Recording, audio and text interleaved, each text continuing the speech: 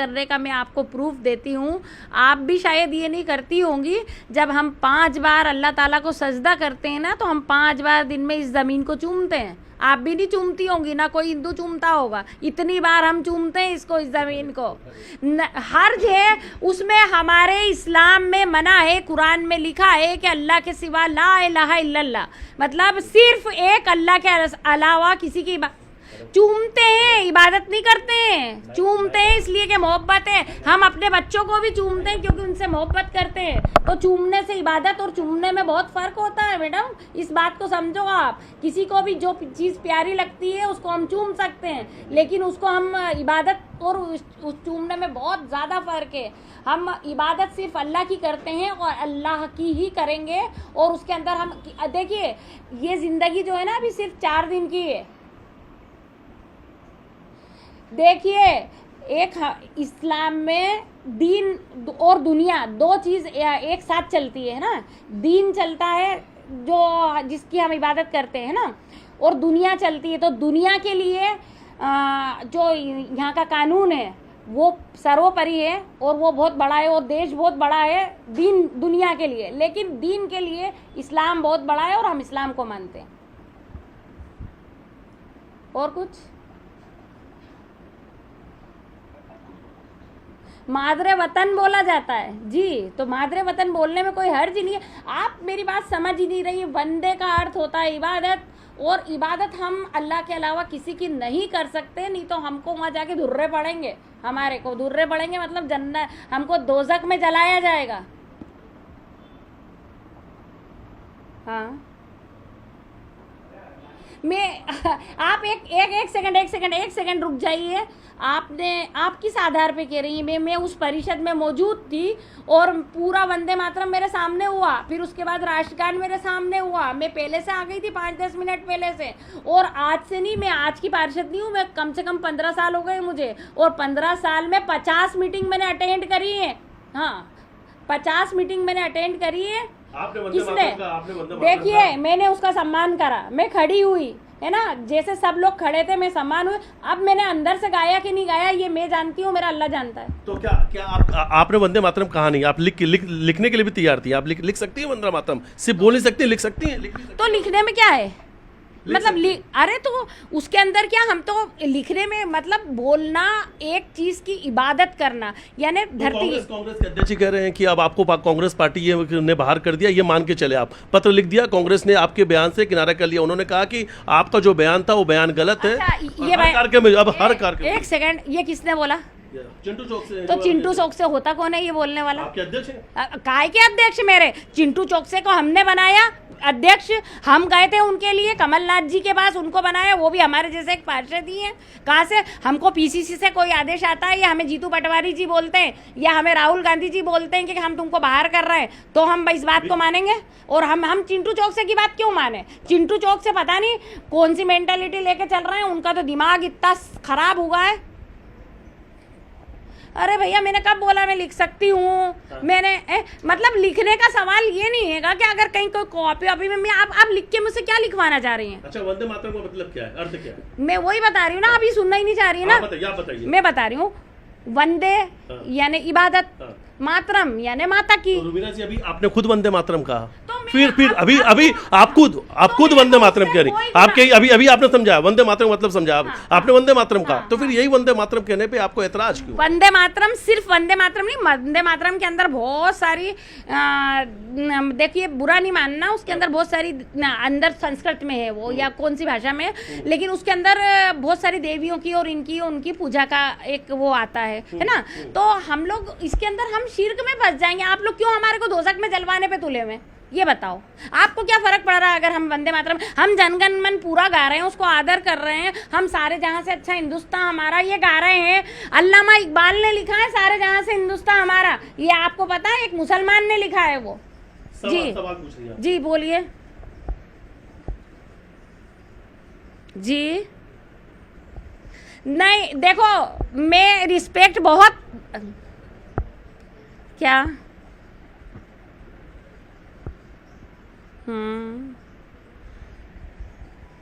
हाँ, तो हम खड़े होते हैं। अरे तो खड़े होते हैं ना, हम कब बैठे रहते हैं जी? अरे भाई हम खड़े होते हैं, कल भी हम वहाँ पे खड़े हुए थे। और आप मेरे को देखो कानून इतना मत बताओ, मेरे को सुप्रीम कोर्ट के आर्डर हैं कि हिंदुस्तान में जो रहता है उसको अपनी तरह का खाना खाना, अपनी तरह के कपड़े पहनना और अपने अपने धर्म का पालन करने का पूरा अधिकार है। और ये हमारे को ज़बरदस्ती कोई नहीं कर सकता। कल वहाँ यही हो रहा था, आपको पता नहीं है, आप वहाँ बैठी हैं, आपको पता नहीं था कि कल वहाँ क्या हुआ। कल जितने बीजेपी के पार्षद थे ना, वो फौजिया शेख अलीम ने इस विवाद की शुरुआत करी, उनको सभापति ने बाहर निकाल दिया, वो चली गई, बची मैं अकेली मुस्लिम पार्षद। सुनो तो सही, अब सुनती नहीं हो, मेरी बात सुनो।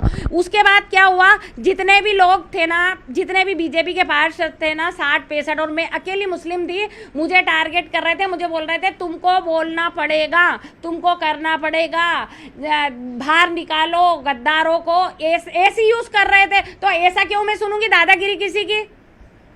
टारगेट तो कर रहे थे, ये दादागिरी नहीं है तो क्या करना पड़ेगा, ये क्या करना पड़ेगा? आप प्यार से बोलो, हम गर्दन कटा लेंगे। अच्छा, वंदे मातरम कहलाना या कहना कि वंदे मातरम आप बोलिए, इसमें दादागिरी कहाँ से आती है? वो बोलिए नहीं बोल रहे थे, करना पड़ेगा। किसी को बोलो लो खा लो, किसी को बोलो ले निगल ले, इसमें बहुत फर्क होता है। अभी आप कैमरे पर हैं। हाँ। वंदे मातरम कह रही हैं आप? नहीं कह रहे हैं, मेरे इस्लाम से मैं खारिज हो जाऊंगी, तो बोलूंगी। वंदे मातरम का अर्थ समझा देती हैं आप। वंदे मातरम का अभी आपने न्यूज 18 चैनल पे आपने वंदे मातरम का अर्थ समझाया, तो आपको अर्थ समझाने में कोई परहेज नहीं है? दिल से नहीं उसको स्वीकारा मैंने, आपको समझाने के लिए बोला है, वो आपको समझाने के लिए बोलना पड़ता है और बोला है। मैं वो दिल से गाऊंगी वो बात चीज अलग हो जाती है, और समझाने के लिए बोलना। तो राष्ट्रगीत दिल से गाने में क्या परहेज है आपको? अरे भैया वो फिर इबादत की श्रेणी में आ जाता है ना, आप समझ ही नहीं रहे। सवाल बोलिए।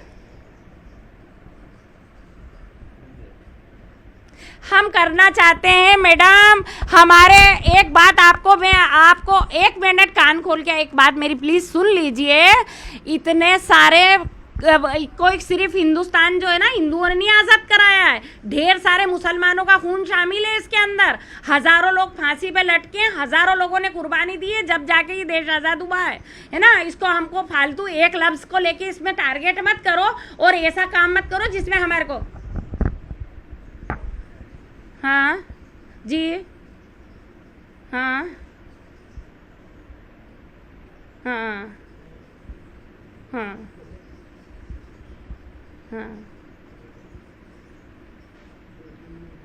वाह बहुत बढ़िया। के मिश्रा जी कौन से बहुत, अभी क्या बोलूँ मैं, उनको फादरलैंड भेज देना चाहिए के मिश्रा जी को, कहना कि जाओ वहाँ पे, वहाँ इजराइल जाके। हाँ आपकी नेता है, आपकी कांग्रेस पार्टी के। हाँ तो हमारे नेता भी जो है ना, अगर हमारा साथ नहीं दे रहे हैं तो मैंने कल इसीलिए वो लफ्ज़ का प्रयोग करा था, क्योंकि अगर देखो मुसलमानों के वोट चाहिए हमारे पार्टी को, है ना, मुसलमानों को की वजह से जीतते हैं। आज इंदौर में 9 पार्षद है मुसलमान, है ना। अगर वो 9 नहीं जीते ना तो ये 4 लुढ़कते रहे वहाँ परिषद के अंदर, 4 बैठे ना खाली, है ना, हम जिताते हैं उनको। और आज उनको भीड़ चाहिए होती है ना चिंटू चौक से को, तो यहाँ बस भेजता है यहाँ पे कि जाओ भीड़ इकट्ठी करके लेके आओ। काय के लिए बोल दूं? तुम चाहती हो कि मैं नर्क की आग में जलूं तो मैं बोल देती हूँ, चलो तुम चाहती हो बोल दो कि तुम जल जाओ जाके। नहीं मैं नहीं बोलूंगी, काय के लिए, जब मेरे इस्लाम में जो चीज बना है मैं क्यों बोलूं उसको? आप मेरे को जनगण मन गवा लो, मैं पूरा गा के सुनाती हूँ। चलो अभी जनगण मन अधिनायक पूरा गा के सुनाऊं, अभी 1 सेकंड में आपको पूरा सुनाती हूँ, ठीक है? सुनो, सुना दी। चलो जनगण मन अधिनायक, खड़े होके सुनाती हूँ, ठीक है? राष्ट्रगान का आदर करती हूँ मैं, खड़े होके सुनाती हूँ। चलो मैं जी जी, पर इसमें ज़बरदस्ती नहीं कर सकते ना, ये मेरे दिल का मामला है। मैं राष्ट्रगान को सम्मान दूं या राष्ट्रगीत को दूं? संविधान हमें ये बोलता है कि आपको आज़ादी है, आप किस मैं आपको बोलती हूँ मैडम सुनिए, मैं आपको बोलती हूँ 3 बार आप अल्लाह अकबर बोलो। चलो चलो बोलो, 3 बार बोलो आप अल्लाह अकबर। नहीं आप अल्लाह अकबर बोल के बताओ। चलो आप बोलो ना, आप बोलोगी क्या अल्लाह अकबर? आप अल्लाह अकबर बोलोगी? नहीं आप क्यों नहीं रख सकती? मैं भी सवाल कर सकती हूँ ना आपसे। जब आप बोल रही हो कि आप मेरे पे जबरदस्ती कोई चीज थोप नहीं सकते ना, कोई भी चीज़ आप कोई भी नहीं थोप सकते। आप किसी भी हिंदू मजहब के आदमी से बोलूंगी कि चलो तुमको अल्लाह अकबर बोलना पड़ेगा, तो वो बोलेगा क्या? और मैं बेवकूफ़ हूँ जो मैं ये बोलूंगी? मैं बोलूंगी ही नहीं ये बात, क्योंकि मुझे मालूम है आपको, मिथिलेश जी को अपना धर्म का अधिकार है, धर्म का पालन करने का, मुझे मेरे धर्म का अधिकार करने का पालन है?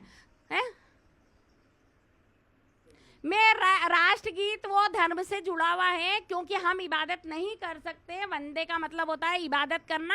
आप जाइए चैट जीपीटी में या फिर किसी में जाइए, गूगल पे जाइए और सर्च कीजिए, वंदे का मतलब होता है इबादत करना, और हम अल्लाह के सिवा किसी की इबादत नहीं करते, ना ही करेंगे। ठीक है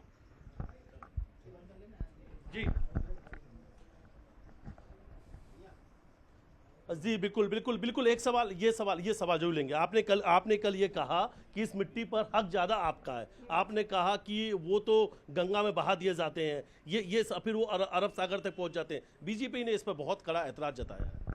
देखिए, मैं आपको बता रही हूँ ना, कुछ चीज़ मैं थोड़ी जज्बाती किस्म की। वो जब इतना ज़्यादा मेरे को प्रोवोक कर रहे थे ना, तो इंसान बहुत गुस्से में आ जाता है, और गुस्से के अंदर बहुत सारी चीज़ें मिली जुली हो गई। एक तो ये चिंटू चौकसे का बयान आ गया कि हम नहीं बोल रहे इनके साथ में। दूसरा, फिर मीडिया वालों ने ये करा वो करा। फिर उसके बाद बोला वो मीडिया कर्मी बार बार कहते नहीं आपको बोलना पड़ेगा, और आप क्यों नहीं बोल रहे, ये नहीं बोल रहे, और आप मतलब हमको एक तरह से दोयम दर्जे का नागरिक कर दिया कि भाई तुम तो वो नहीं। तब मैंने उनसे बोला कि भैया हम क्या सबूत दें, हम तो हमारे, आप गड्ढा खोदो, हमारे अवशेष आपको यहीं मिलेंगे, हमारी हड्डियां जो हैं आपको यहीं मिलेंगी। आपकी तो प्रवाहित कर देते हैं तो जाके अरब सागर में मिल जाती है। रुबीना जी, जो आपने कहा उसके लिए आपको लगता है कि वो गलत शब्द निकल गए? हाँ, आपको लगता है उसके लिए माफी मांग रही है?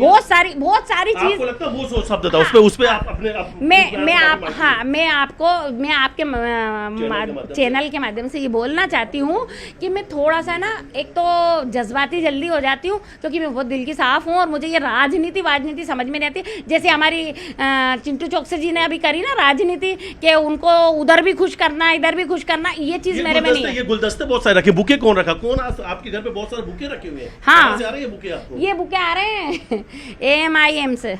अच्छा, वो इसी की पार्टी से जी, और वो मेरे को एक सेकंड में लेने को राजी है। उनको ऐसी महिला की जरूरत है। हमारी एंकर एक सवाल पूछ रही है। हाँ बोलिए जी। विश्वास सारंग बीजेपी के मंत्री है। हाँ।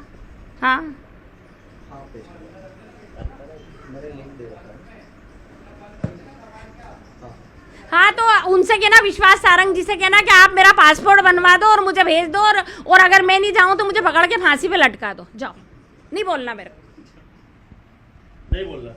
नहीं, मैं क्यों बोलूं यार? मैं कह रही हूँ, मैं उससे खारिज हो जाऊंगी, इस्लाम से खारिज हो जाऊंगी जो चीज़ बोलने पे। अभी मेरे को एक चैनल वालों ने बड़ी अच्छी बात बताई, सुनिए, एक सेकंड सुन लो। उन्होंने बड़ी बात बताई कि कुछ मौलाना यूँ कहते हैं कि 2 लाइन शुरू की, वो बोलने में कोई हर्ज नहीं है, अंदर का नहीं गा सकते। ये हमारे मौलाना बोल रहे हैं, मैं कोई मौलाना हुई नहीं।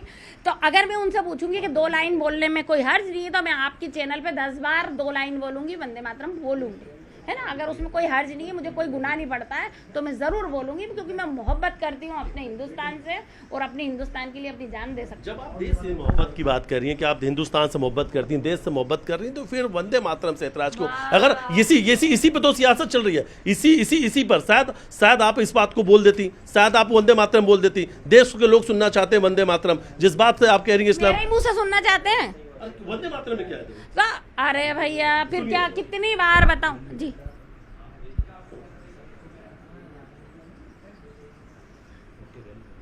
कहाँ बांटा? अरे वो तो मैंने आपको बोला ना, उस टाइम में बहुत गुस्से में थी। मेरी बात तो सुनिए मैडम, उसको बार बार रिपीट करने से कोई वो नहीं होगा। मैं आपको बता रही हूँ कि उस टाइम में बहुत गुस्से में थी, और गुस्से में मैंने क्या क्या बोल दिया मुझे कुछ मतलब ध्यान भी नहीं था, क्योंकि वो उस टाइम मेरे को 65 लोग बीजेपी के मिलकर टारगेट कर रहे थे, उस टाइम नारेबाजी कर रहे थे, और फौरन बाद मीडिया वाले आ गए, तो उस टाइम मेरे मुँह से ये निकल गया होगा। अरे आप यहाँ थी नहीं, आप एक काम करो मिथिलेश जी, इनको वीडियो भेज देना वहाँ की। आप नाम बता दीजिए, चलिए 2-4 नाम बता दीजिए कि बीजेपी पूरी बीजेपी महापौर जी वहीं बैठे हुए थे, वो उनका मुंह देख रहे थे, और जितने बीजेपी के लोग हैं ना, सब खड़े रह के एक ही नारा लगा रहे थे, हिंदुस्तान में रहना होगा तो वंदे मातरम कहना होगा। सुनो, दूसरा नारा ये लगा रहे थे, देश के गद्दारों को जूते मारो सालों को। जब आपको ऐसा कोई बोलेगा तो आपका दिमाग खराब होगा कि नहीं होगा? होगा कि नहीं होगा, बताइए आप। तो माफी मांगती चलिए, वो वाली बात है आपने जो कही कि गंगा में जो से हाँ, उसके लिए मैं सॉरी बोलती हूँ। मुझे ये शब्द नहीं बोलना था कि मतलब वो शब्द नहीं बोलना था। खैर गलत है, वो जो गलत है वो गलत है, लेकिन मैं वो बोल रही हूँ। लेकिन मैं रुबीना इकबाल खान अपने बयान पर कायम है। उनका कहना है कि जो शब्द उन्होंने ये कहा कि गंगा में जो अवशेष बहा दिए जाते हैं वो अरब सागर में चले जाते हैं, उस बयान पर लेकर उन्होंने कहा कि उनसे गलती से उन्होंने ये शब्दों का इस्तेमाल किया, उस पर वो माफी मांगते। लेकिन वंदे मातरम की बात को लेकर वो अपने बयानों पे कायम। उनका कहना है कि इस्लाम इस बात की इजाजत नहीं देता, इसलिए वो वंदे मातरम नहीं कहना चाहती हैं। इस्लाम इजाजत देगा तो 100 बार बोल दो। वीडियो जर्नलिस्ट साथ मिथिलेश गुप्ता, न्यूज़ 18 इंदौर।